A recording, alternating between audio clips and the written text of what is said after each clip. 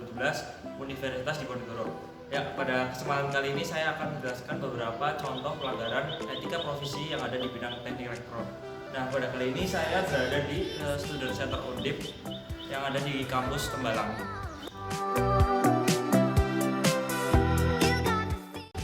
Jangan lupa pakai masker ya, teman-teman.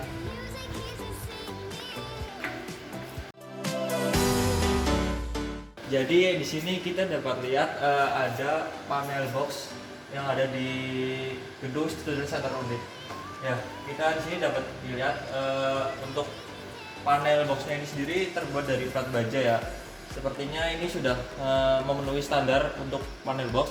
Namun ketika kita lihat di dalamnya, beberapa instrumen elektrik ini seperti kurang tidak terawat ya, dimana banyak debu-debu dan juga ada beberapa kabel yang mengelupas. Nah, ini sebaiknya saran dari saya ini untuk pemeliharaan panel box ini juga perlu diperhatikan, karena ini nantinya bisa mempengaruhi instalasi listrik yang ada di gedung Student Center Undip ini.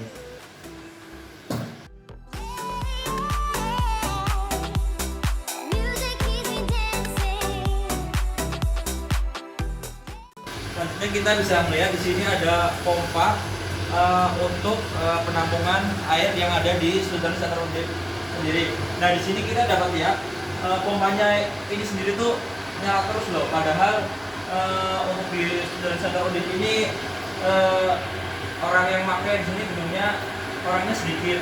Nah, alangkah baiknya apabila tidak digunakan pompa ini harus dimatikan. Namun ketika kita coba dilihat di panel box tadi, kita coba matikan itu pompanya ini tetap nyala.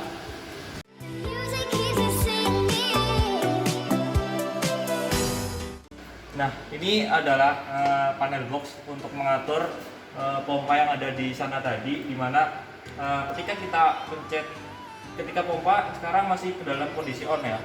Ketika kita tekan ke pompa off, namun pompa yang ada di sana tetap menyala. Nah, ini mungkin ada error yang ada di panel boxnya sendiri.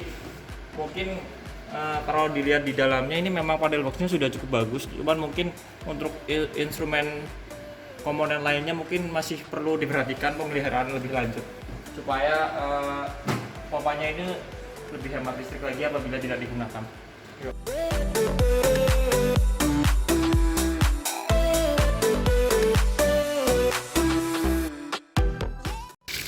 Ya, kita di sini juga bisa lihat yang mana air yang ada di penampungan tadi sepertinya yang di atas sudah penuh dan sekarang terus membuang air bersih.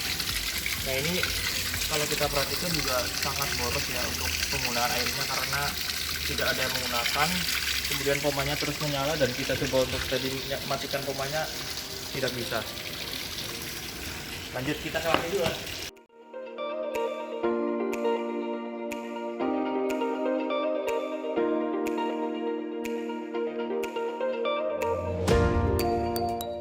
Ini kita lihat juga di lantai 2 gedung Student Center Undip ini juga kita lihat ada beberapa kabel dari PLN dan juga mungkin ini yang warna biru ini merupakan kabel dari WiFi ya.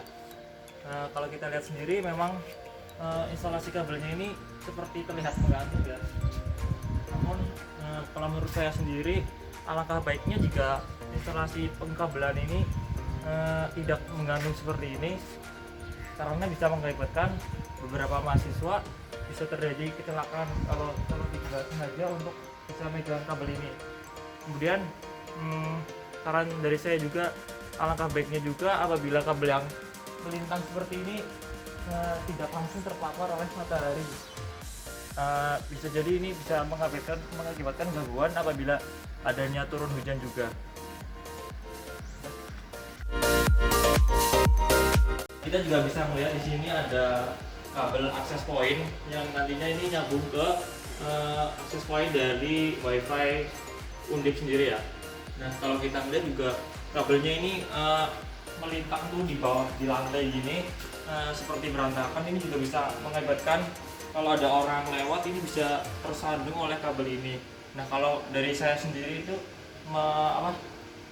lebih baik apabila kabel yang ada di sini ini tertempel di dinding atau menempel pada dinding sehingga tidak menyebabkan bisa mengakibatkan orang-orang yang bisa melintasi itu bisa tersandung.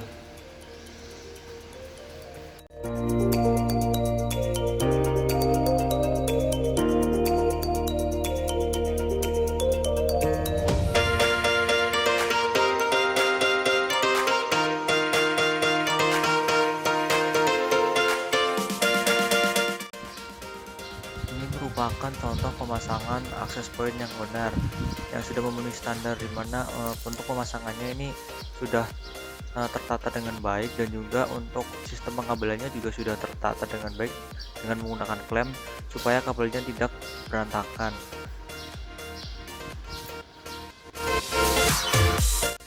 Ya, ini merupakan contoh dari pemasangan listrik yang sudah memenuhi standar, di mana kabel yang digunakan sudah SNI dan dengan menggunakan kabel yang tepat sesuai dengan arah beban yang akan digunakan.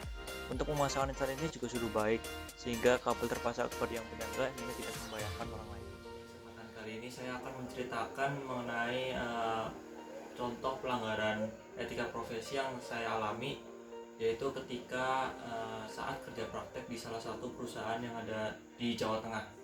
Jadi pelanggaran etika profesi yang saya rasakan atau alami itu yaitu ketika saya kerja praktek, di mana pada waktu itu saya ingin menggunakan sebuah software untuk memprogram sebuah PLC.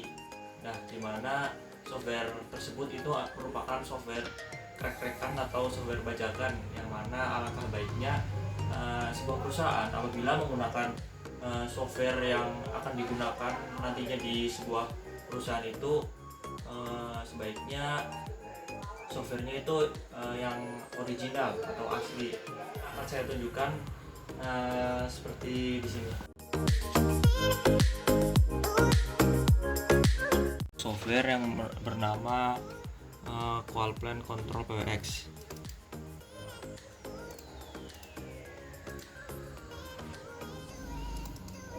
Sebuah program yang bernama Proworks 32, di mana program ini saya dapatkan oleh pembimbing kerja praktek saya di lapangan di tempat perusahaan kerja praktek. Jadi ini program saya diberi, namun program ini merupakan software rek-rekan. Jadi mungkin pembimbing kerja praktek saya ini memberikan software tersebut karena beberapa pertimbangan, yang mana memang karena saya seorang mahasiswa, jadi tidak perlu memerlukan sebuah software yang original, karena software ini digunakan untuk latihan atau simulasi saja. Namun kalau dari saran dari saya, apabila kita akan menggunakan sebuah software, alangkah baiknya jika kita menggunakan software yang original, karena untuk menghargai hak cipta. Karena apabila kita menggunakan software bajakan itu juga bisa terkena undang-undang hak cipta. Mungkin juga karena kurangnya kesadaran dari kita sendiri, sehingga kita mungkin sering menggunakan software-software lain yang bukan original. Mungkin itu saja yang dapat saya sampaikan. Terima kasih. Wassalamualaikum warahmatullahi wabarakatuh.